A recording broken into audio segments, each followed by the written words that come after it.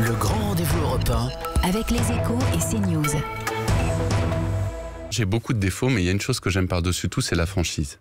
Et je crois qu'à ne pas nommer les problèmes, on les fuit, et à ne pas affronter les vérités du pays, on les contourne. Et qu'à force de les contourner, ça a donné une forme d'immobilisme pendant 30 ans. Quand on me dit que je jette de l'huile sur le feu, j'ai toujours séparé ceux qui ont enfilé un gilet jaune et l'ont fait avec sincérité, et j'en ai rencontré.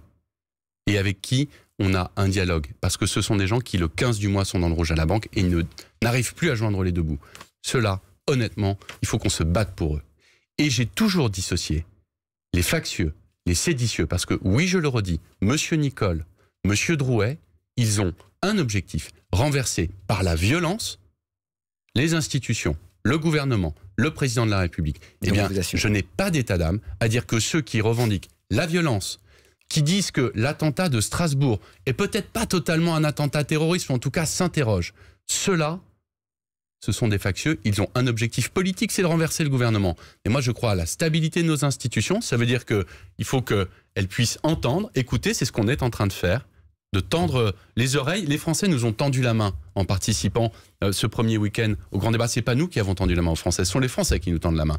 Et ben, on saisit cette main tendue vraiment avec sincérité et avec enthousiasme. Qu'en revanche, ceux qui veulent faire du beurre politique sur l'affaire, qui veulent renverser le gouvernement, qui appellent à la violence, qui ne la condamnent pas, qui ont des propos